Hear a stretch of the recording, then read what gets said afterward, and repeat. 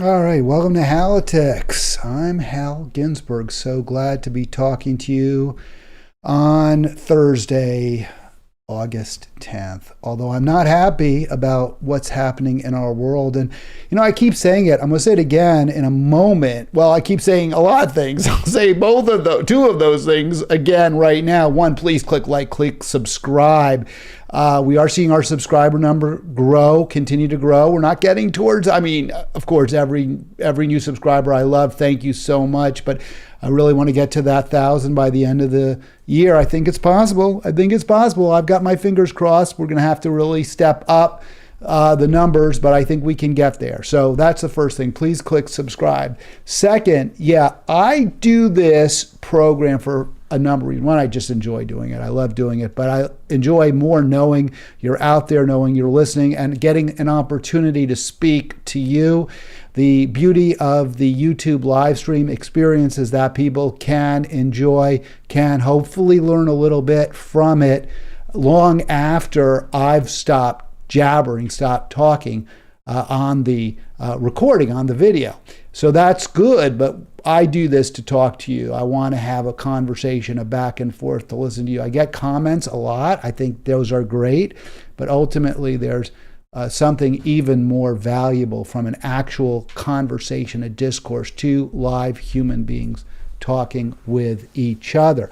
And, sometimes I really feel like I'm getting nowhere.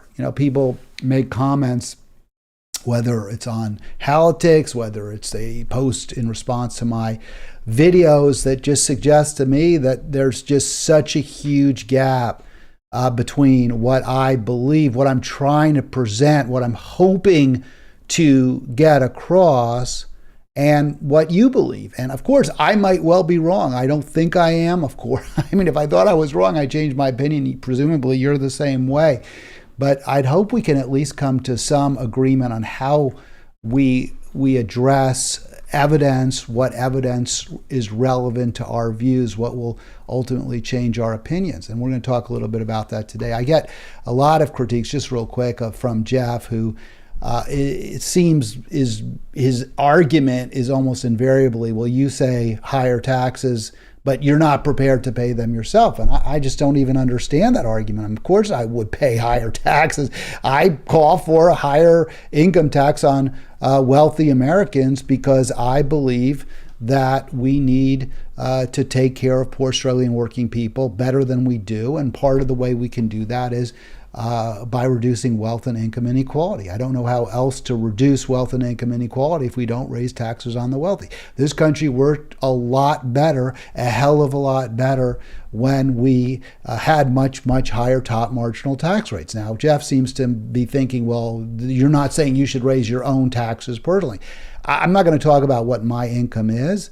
I think my income makes me very, very comfortable. I would certainly say I'm comfortably upper middle class at this point, maybe even slightly above that. I'm very, very fortunate.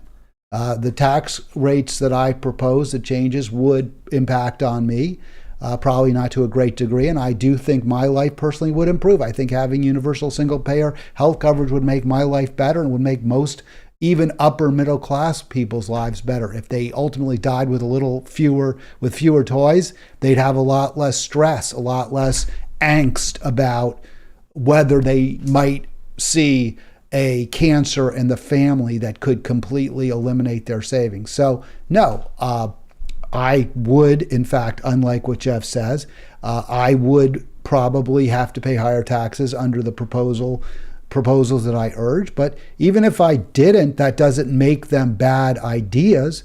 And we need to decide as a nation what are the appropriate tax rates. If I have to pay a little more so my family is guaranteed health care from cradle to grave, so be it. If we have to pay a little more so nobody goes to college and leaves with debt, so be it. I'll pay it. If I have to pay more so that nobody's sleeping under bridges, then I'll pay that because it will make my life better. I don't know if that would be necessary because the rich in this country have accumulated such vast quantities of resources that simply by taking from those with multi-generational wealth, a significant amount, we can all live secure lives. But if my income, my wealth is such that you need to go down to my level to do that, fine, I'll pay it. So I really don't understand Jeff's argument at all. And even if it were true that I'm being selfish, that doesn't mean I'm wrong.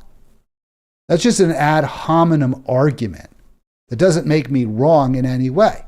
If you have a better way to address the real world problems that we face, including massive income inequality and, of course, the climate cataclysm, if you have other solutions besides higher taxes, I certainly support higher taxes on fossil fuels. I think they have to keep rising and rising and rising. If you don't like that solution, if you think that's not fair somehow to you or to others, fine, propose a different solution.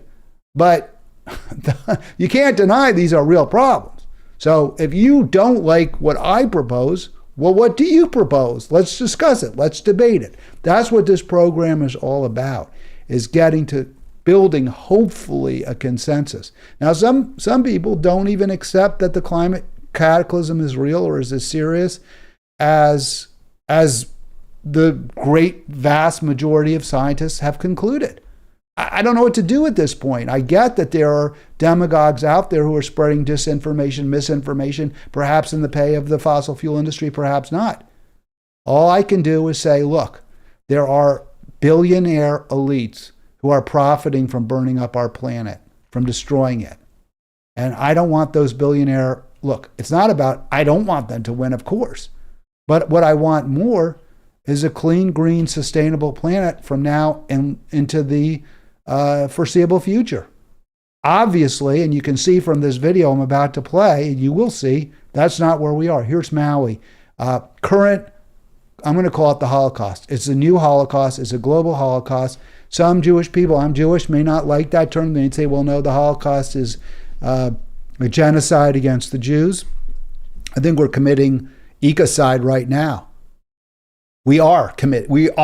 It's not a question of thinking. We are committing ecocide right now. This is the new, and Holocaust means a great fire, conflagration. I think that's exactly what you see on your screen right now. Ooh, there we go. Let me click that.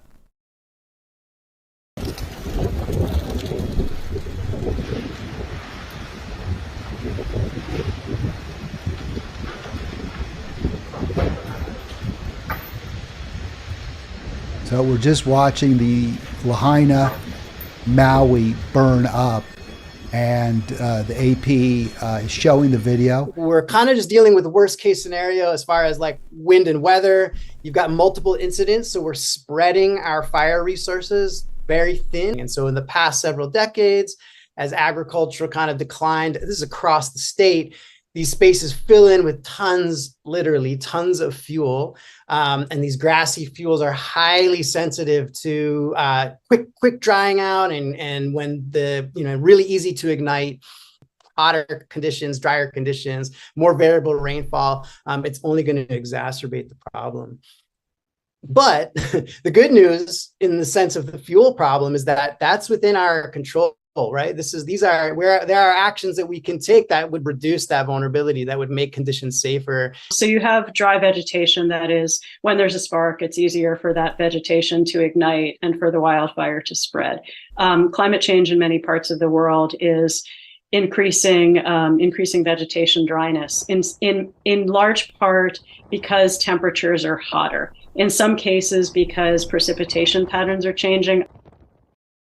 All right, so there you have it. The human-caused anthropogenic originating human crisis caused by burning fossil fuels is also fueling that extraordinary conflagration in Hawaii that I think 46 dead, is that right? So those are victims of our ecocide. It is the new Holocaust. We are creating it. We have created it. We have an absolute duty to address it, to stop it. Now, I want to make a point about that because there's other factors besides simply hotter temperatures caused by humans burning fossil fuels that are creating the conditions that led to that created the conditions that led to this latest crisis, this latest climate crisis event. And those include just building, right? Building more, cutting down trees, new vegetation, scrub that is more flammable. I think the scientists said we've put a lot more fuel where we've grown, where we've irrigated desert or drier areas. We've put more fuel down. We've got houses that are made of wood. So part of the issue is human caused. That isn't the climate crisis. It's our living patterns. It's our construction patterns, but it's all human caused. Now, there's also the factor of El Nino. That is not a human factor, right? We didn't create El Nino. That's a periodic warming temperatures in the Pacific Ocean. But it's foreseeable. It's something that we know about. It's something that we know will, on top of the human-created fossil fuel crisis, climate fossil fuel crisis, we know it's going to aggravate it even more. So we're seeing the hottest year ever right now, 2023 hottest ocean temperatures across the board ever. It's possible maybe things will cool off a little bit and we'll still be below like a few years earlier. 8 hottest years on record were 2015 through 2022. We'll almost certainly have 9 straight years of the 9 hottest years on record. That just doesn't happen randomly due to variation. It happened because of what we're doing to our environment, and there's simply no question about it.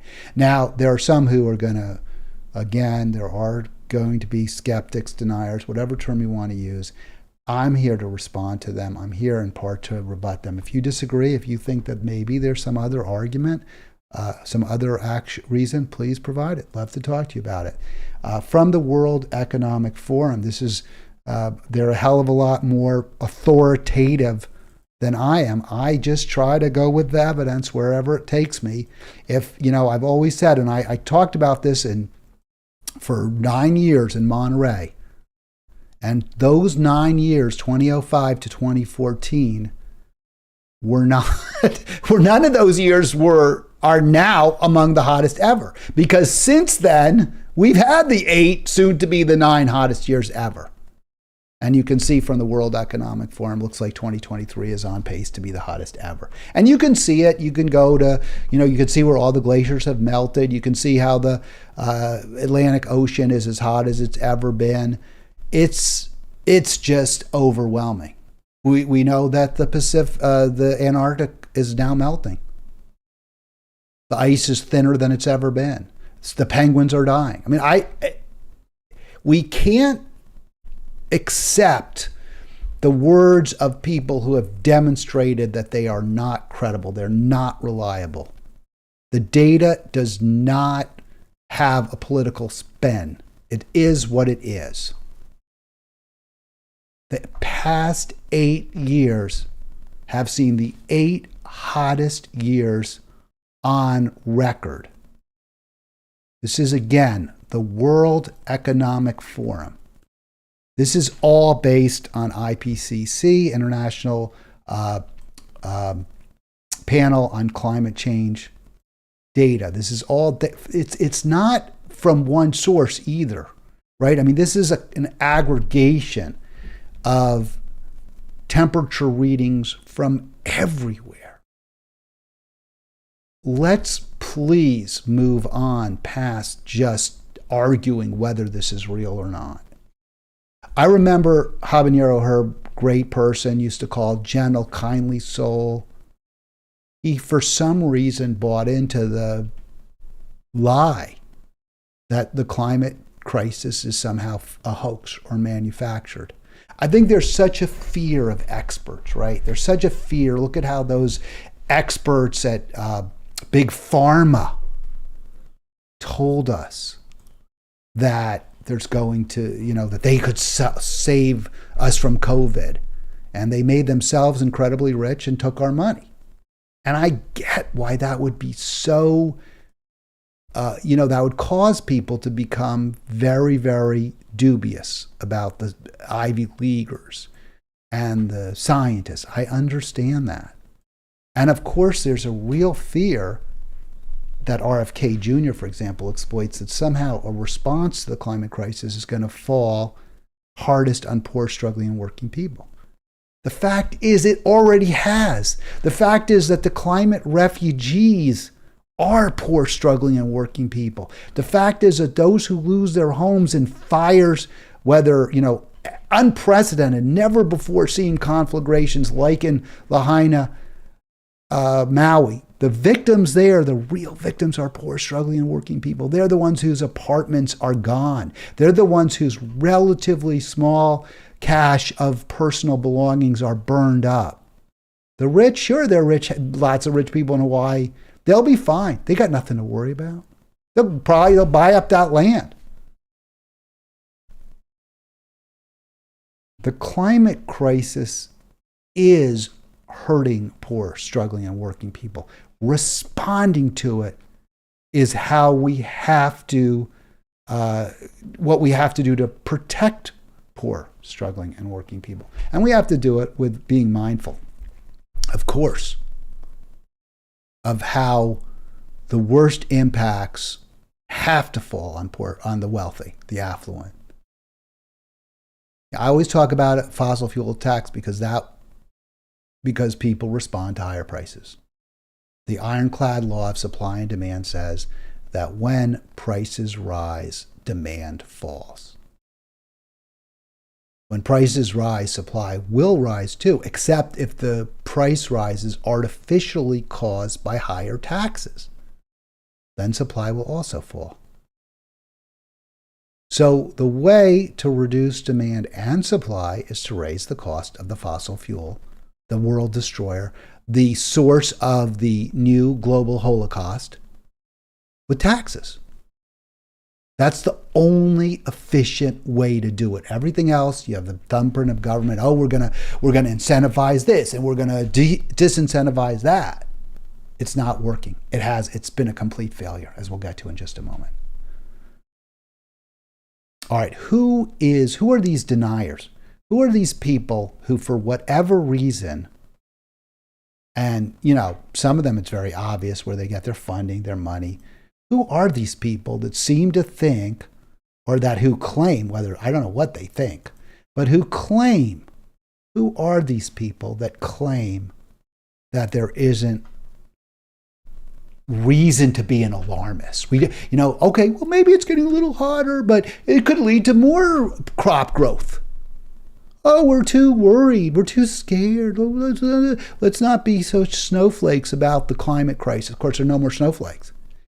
Who are these people? Well, one person I do really want to thank, Art, great, hopefully listener Art, for bringing to my attention Judith Curry. I didn't know who she was, but she did come to some prominence. She was a climate scientist. I guess she still is a climate scientist at Georgia Tech, a fine institution there in Atlanta. And she came to prominence. Her name's in the news a lot now because she did an interview with Stossel, John Stossel, well-known libertarian, anti-government guy. But she came to prominence over about 10 years ago, at least as far as I can tell, when she began to question the science. This is 10 years ago. This is 2013, this video. I was still on the air live in Monterey. So let's listen to a little bit of this video here from NPR. She had been testifying before Congress. There she is. I guess it's in the Rockies. I'm not really sure where she did work at Georgia Tech. There's no place in Georgia that looks like that. Let's listen to her. Let's listen to this brief, some segments from NPR. Leaves about climate change and why. Climate change is very low on the congressional agenda at the moment, but every now and then it puts in an appearance. The Committee on the Environment will come to order. Utah Republican Chris Stewart chaired a House subcommittee meeting this spring to talk about climate policy. Our first witness is Dr. Judith Curry, professor and chair of the School of Earth and Atmospheric Sciences at Georgia Institute of Technology and president of the Climate Forecast Applications Network. That's a forecasting consultancy she runs on the side of her academic So day she's job. testifying She's in one of a very 2013. small pool of atmospheric scientists that a Republican would invite to talk about climate change. It's not that she denies global warming is happening. If all other things remain equal, it's clear that adding more carbon dioxide to the atmosphere will warm the planet. But she went on. All right, so that's what she said in 2013. In Congress, she said in 2013, if we add more carbon dioxide, if everything remains the same, everything else remains the same, it'll get hotter. So that's the expert now that the climate deniers go-to expert. Somebody who actually acknowledged 10 years ago, yes, more CO2 means hotter temperatures. It's 10 years later, and we've seen a lot more CO2 and a lot hotter temperatures. So it looks like she was right there. Not all things are equal. She says there's so much uncertainty about the role of natural variation in the climate that she doesn't know what's going to happen. She says a catastrophe is possible, but warming could also turn out not to be such a big deal. What you hear from her a lot is, we don't know, and she focuses on uncertainties and unknown unknowns far more than on the consensus of climate scientists who say we know enough to be deeply worried. I've been trying to understand how there can be such a strong consensus given these uncertainties. Her message that day on Capitol Hill was, in essence, that humans may be contributing to climate change, but we simply don't know how the climate will behave in the coming decades, so there may be no real point in trying to reduce emissions. All right. I mean, it's so absurd. But as the NPR commentator provides, she's saying we don't know in the coming decades what will happen. So let's just do nothing, right? Who cares? But you'd think, right, since then, that was 2013, we already were seeing much hotter temperatures. I remember I went to Glacier National Park in Montana in the following summer, 2014, and the glaciers were receding greatly, drastically. You could even see, they showed pictures of how much less glacier there was in 2014 versus 50 years earlier, versus 60 years earlier. I remember seeing those. I mean, the glaciers were half as big. And since then, 10 years later, we've had the 8 hottest years on record, all hotter than it was in 2013. And 2023 is the hottest ever. So I know she was saying, well, we don't know. There's a lot of unknown knowns or known unknowns or what have you. Now we know, right? We have 10 more years of data that conclusively demonstrates that more CO2 in the atmosphere means ever hotter temperatures with tremendously negative consequences for human beings. So again, here is that slide I showed before. The past 8 years have seen the 8 hottest years on record. That's as of 15 to 22. It's just beyond perfect. Now, I know some of you are going to question this. And if you do, why? Tell me why. Explain it to me. Explain why you don't think the evidence is conclusive.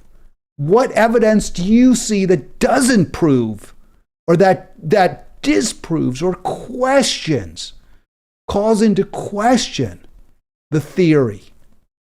Because none of us, some of us are scientists. She's a scientist, yes. So you can say, well, look, here's a scientist who said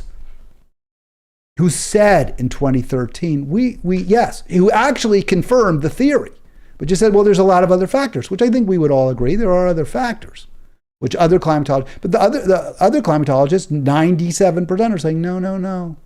Those other factors are de minimis in comparison to what we're doing now. And again, we have 10 more years of data. So if you disagree, if you think I'm wrong, if you think the IPCC is wrong, if you think the World Economic Forum is wrong, why? Is it you think they're being selfish, they're greedy? These are nonprofit organizations. And yes, I am always open to the possibility that people's are interested parties, that they're presenting a position they want you to believe because it'll personally benefit them. Who benefits the most when you believe that climate change is a hoax, or even if it isn't really a hoax, we don't have to do anything. We shouldn't do anything. The cost of doing something is greater than the cost of doing it. Who benefits from that? From you believing that? ExxonMobil, Massey Coal, pipeline companies that build natural gas, LNG, Liquefied Natural Gas Corp. That's who benefits. That's who is interested in this issue. The pimps for the fossil fuel industry, the architects of the global Holocaust. That's who benefits when you question whether global warming is real.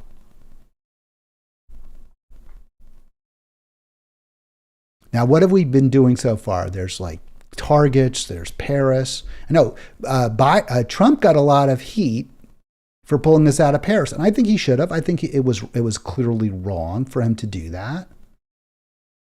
It was clearly reckless, irresponsible, criminal. Yes, we should be working with other nations, but even with Paris, it's clearly not working. We aren't part of Paris, but countries that are, we're not seeing a reduction ultimately in consumption, which is the only way to solve the problem. The only way we can save our planet is to reduce consumption. This year looks likely to bring together an El Nino, right, which we are in right now, 2023, and rising CO2 emissions. Global energy. So remember we have Paris, which is designed to try to cut back on consumption. In fact, in 2022, global energy related CO2 emissions rose by almost 1%. That's very significant, to a record of over 37 gigatons last year, so worldwide. And the world's two largest economies, which includes us. Now, this is when Joe Biden is president. Okay, this is when Joe Biden is president. The world's two largest economies show no signs of cutting back. U.S. energy-related emissions are predicted to rise, and China's hit a new high in the first quarter of 2023. So depending on how quickly El Nino develops, this was early 2023, this article in World Economic Forum, we could easily surpass all other years we've seen so far. And we have so far. So Biden, remember people told you we've got to elect Biden because of the climate. A lot of people said this. Well, and I remember Sierra Club. Went to Sierra Club. I remember this. You got to vote for Hillary. She's better than Trump. And I said, Hillary's a free trader. Trump believes in tariffs. The biggest single source of fossil fuel emissions, the biggest industrial source is transportation. Free trade is a huge driver of transportation. I get Trump's a denier. No question. That's awful. But at least he is going to try to cut back on how much trade worldwide we engage in, which will, everything else being equal, and it isn't, it's never equal, reduce emissions. But we're not seeing that. We haven't seen that. In fact, under Biden, it's rising. By the way, the China emissions hitting a new high, we're in large part responsible for that. Remember, we offshored, thank you, Bill Clinton. Thank you, Hillary Clinton, for voting to make China most favored nation status. Thank you, Barack Obama, for all those free trade deals you signed off on, as well as George W. Bush, who also pushed free trade. Thank you. Because since we sent all of our manufacturing, a huge chunk of our manufacturing to China, they are burning more and more coal. They have all these coal-fired plants, which are about the worst possible way to generate energy when it comes to the new global Holocaust. This is over. I mean, the discussion's over. If you want to save us, if you want us to save ourselves, we have to go in a different direction. Yeah, I get upset. This is something I'm really I'm psyched up about because it's so bad. It's so awful. Still think, well, maybe it's not really the climate. It's not really humans causing this problem. Maybe it's just natural. There's all those unknowns, according to Dr. Curry, Judith Curry. I know, is she a doctor? I don't know. I think she is. I think she's got to be a PhD anyway. She goes by doctor. What's happening around the world? Let's get into that a little bit more. Just a little bit this year. We already showed you the fire from Maui, people having to jump into the ocean to save themselves. Here's some other records this year. UK hottest June ever. Vietnam hit over 44 degrees Celsius. So I'll do my math. 8, something like 9 times, I don't know, 40. It's 9/5 plus 32. So 72 plus 32. It's about 100 and it's about well over 110 in Vietnam. Myanmar close to that high. Spain and Portugal. April records, lots of, all over. Mid-May, temperatures of western United States soared above levels in late July. A heat dome weather system reveals clear fingerprints of climate change.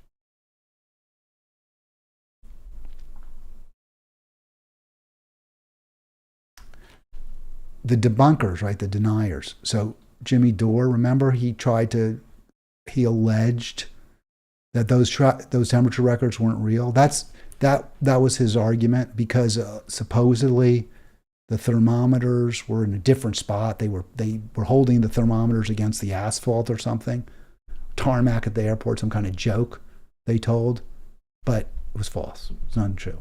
Showed you the temperatures were being taken exactly the same way, same technique as always. And now we are seeing these record temperatures. After 8 straight years of the hottest temperatures ever, they're even hotter now. It's the and we're burning more carbon fuels than ever, carbon-based fuels than ever, more fossil fuels than ever. All right, let's get to, so we talked about Judith Curry, right? 2013, 10 years ago, she said, oh, we don't know. Yeah, CO2 does create hotter temperatures. Everything else being equal, more CO2 will mean hotter temperatures. But, we don't know what's going to happen in the coming decade or decades, so I guess we shouldn't do anything. Well, we have another 10 years of data since she said that. So let's find out. Has she kind of had her come to Jesus moment, her road to Damascus moment? Did she get it? She's like, well, no, maybe it is that serious. Maybe we really do need to address it. So that journalistic paragon, the Walter Cronkite of 2023, John Stossel, has Judith Curry on. Let's hear what he puts a lot of words in her mouth, but he can't quite get her to deny that we are making our planet hotter. Let's just listen to a few snippets. And the reason I'm doing this, I don't like to platform cranks like Stossel, or I'm going to give her the benefit of the doubt, deeply misguided people like Judith Curry. I don't like to platform them, but I think in this case it's instructive. It shows you just how wrong, how uncredible, and that's why I'm doing it, these people are. By the way, I haven't asked for it, but yeah, call in. I got about 10 more minutes left, maybe a little less. 240-363-7190. Help me go to 1 Eastern time, because I'd love to talk to you. 240-363 to the end of the hour. 240-363-7190. Here's a little bit of this nonsensical, this. Well, it's propaganda, and I think they got millions of views. I mean, this is what's so dangerous. People don't want to believe the climate cataclysm is real, no matter how powerful the data, no matter how powerful the evidence. We'll get into that in just a little bit more. Why? Again, I think it's the fear. There's two things. It's just I mean, you don't want to believe in a Holocaust, right? I mean, a lot of Jewish people just didn't want to believe. People didn't want to believe that there was a genocide going on, that people were actually, I mean, who does that? Who puts you in a chamber and gasses you to death? Who just rounds up men, women, and children and shoots them into a mass grave for no reason? Who does that? I mean, you don't want to believe it, right? It's so awful. Who wants to believe that we're in real time destroying our mother?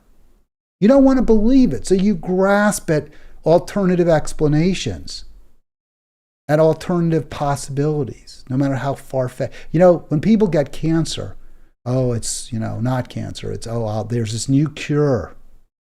They've had wonderful success with the fruit of the ginkgo plant, right? I mean, people get rich by exploiting our fears and our desire so much to believe something else is true. And that's what Stossel's doing. And I guess Curry, although I think she may just be that much of a crank. And the ClimateGate scandal taught Curry that many researchers aren't so open-minded. Leaked emails showed university climate scientists conspiring to hide data. It showed a lot. So he's gone back 14 years. This is a 2023 clip. So he's going back 14 years. And over that period, temperatures keep getting hotter and hotter and hotter. And those hacked emails, I remember this, they were like, maybe we're not conveying the seriousness of the threat as to the degree we should. Well, they were right. They weren't. People don't get how serious it is. A lot of really ugly things, avoiding Freedom of Information Act requests, trying to get journal editors fired from their job. One email read, "If you think this Yale professor is in the skeptics camp, get him ousted." Seeing emails like that made Curry realize that climate change fanatics had corrupted the science. All right, so science, as I understand it, is about the search for truth, right? It really is a search for explanations for physical phenomena. It's trying to understand why things are the way they are and how things may be in the future. The climate deniers have been wrong, terribly, terribly wrong. And so often we have found that they were wrong because they were getting paid to be wrong. This is not an area like social science, right? Like history, where you can have competing interpretations of what happened or why something happened, the causes, right? No one who's dogmatic on an issue, who's unwilling to reconsider their opinion in light of new evidence, should be, in my view, a scientist. That's the antithesis of science, is that you formulate theories based on the evidence. You consider other theories, you consider other explanations, try to make sense of the world. The theory that more CO2 in the atmosphere makes the planet hotter is proved. That's not open to debate. That's not open to dispute. Nor is there any dispute that burning carbon is what creates carbon dioxide in the atmosphere. Carbon plus oxygen equals carbon dioxide. It's very, very simple. So if you deny that basic science, yeah, you shouldn't have a job. It's true. I mean, I don't know what else to say about that. If you can come up with some alternative explanation for why the planet's getting ever hotter, and you can disprove the greenhouse gas effect, which, by the way, is proven in greenhouses, fine, go ahead, do it. And then you'll get your chair, believe you me, you'll get your ExxonMobil chair at Harvard University. But that ain't happened. That hasn't happened. All right, so the corruption of science, I want to just get back to this real quick because it's fascinating. The corruption of science is based on all those years of the Koch brothers, Exxon, Chevron, funding, quote, academics, funding think tanks, etc., dedicated to throwing sand to do everything in the gears of science. That's where it's from. So this kind of nonsense, I mean, again, it's so absurd, and I shouldn't really be platforming. Let's play a little more of this. Because all right, so yeah, that was the end of that clip. So let's get to, and I should have figured that, but let's get to this next clip. So here's more from our friends Stossel and Curry.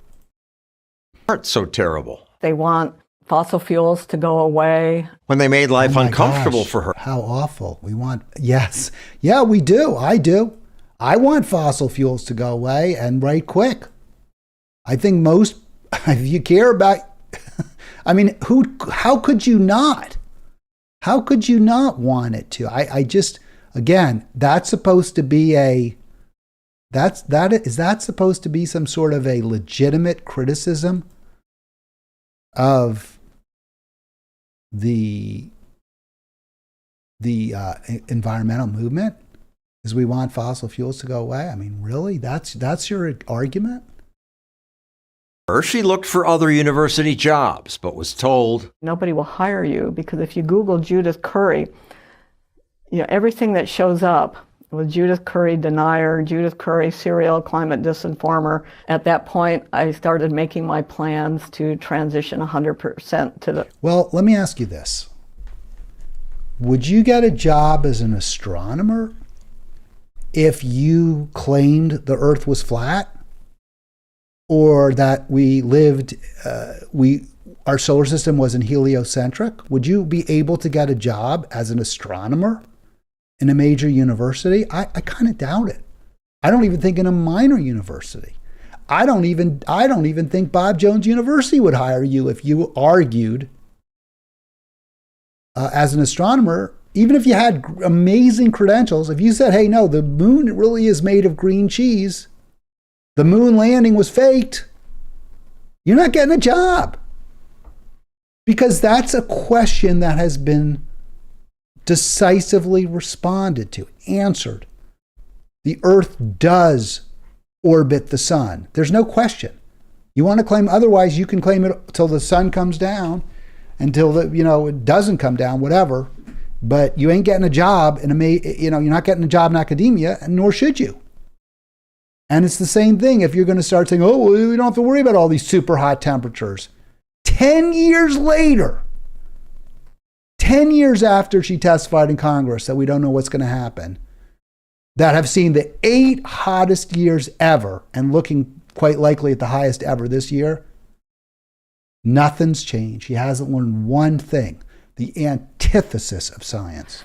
Private sector. she started this weather forecasting company. Now climate alarmists smear her as a climate denier doing it for the money.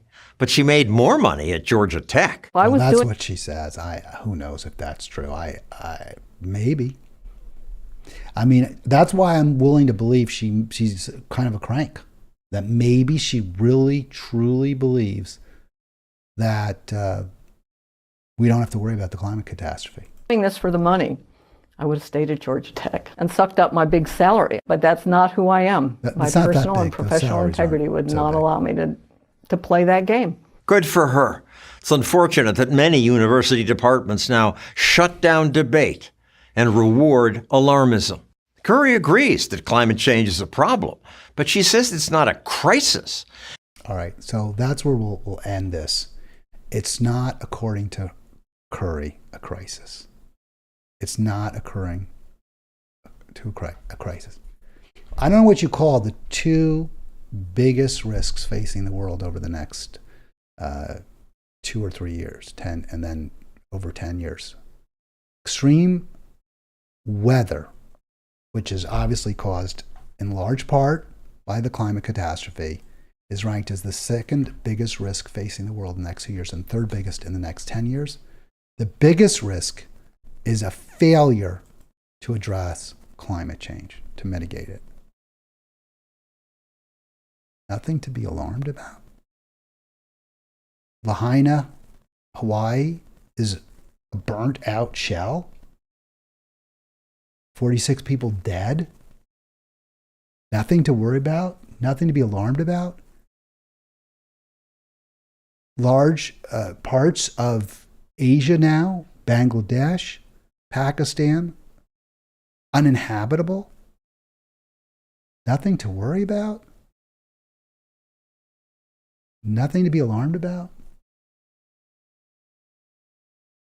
Okay, if we're going to solve this problem, we obviously need immediate, aggressive government action. That's the only way we can do it.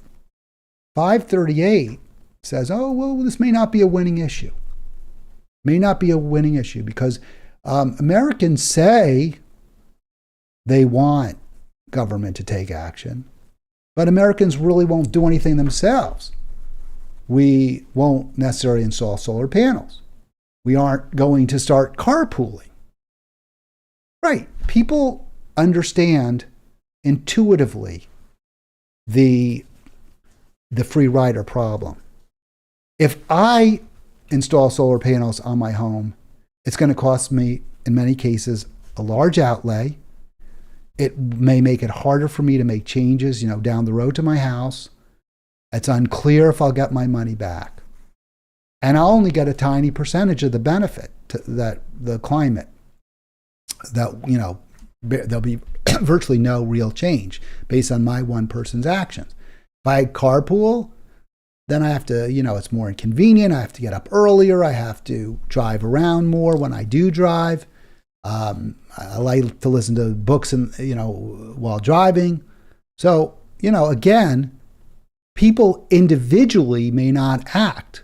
That's why, quite frankly, that's exactly why people want the government to do it. They want the government to take the action because they know they themselves, just like all of us, may be generous and charitable, but we don't give away our fortunes if we have one to mitigate poverty because we know that it will do very little. That's why we expect government to impose the appropriate tax and spending schemes. They don't because they're corrupt. They don't because, we're imperfect human beings, but we can do a hell of a lot better. But to argue, because people won't put solar panels on their houses, they don't really want change. No. You raise the tax on fossil fuels, people real quick start putting those panels on their houses. So also, I find this to be kind of interesting. Greenpeace gave Biden a solid B+. That's just amazing. I would have given him a D- because he acknowledges climate crisis. Again, people understand intuitively the free rider problem. If an individual takes serious action to address the climate crisis, they bike to work, what have you, they're paying the price. Now, I think biking to work is great, but if it's on a dangerous highway, you're taking all the risk and getting very little of the benefit, except for maybe better health, possibly, unless you're breathing in smog the whole way in. That's why, of course, we say, okay, we want the problem addressed, but we personally don't want to be the ones bearing the brunt of the solution. And ultimately, that's why we get back to where we started. The real solutions that we need, we cannot get to unless we also address global inequality. We can't say to developing nations or third world nations, you have to stop burning wood, which is also a driver, right? Deforestation is a driver. Unless we're prepared. In fact, we can't even say it at all. They have to be able to survive. But we must, in the West and beyond just the West, the wealthy elites, the elites in the West and in developing nations have to be the ones who greatly reduce our privileges, our wealth privileges, our affluence. We have to greatly reduce it. So pretty much we're all in the same boat. We're all going to suffer pretty much the same as the planet gets hotter and hotter and hotter. And we're all going to bear largely the same burden to address that, to pay the higher prices of fossil fuels, to live close to our workplaces, to live in smaller houses, to go without air conditioning on hot days, to have our houses cooler in the winter so we're actually cold.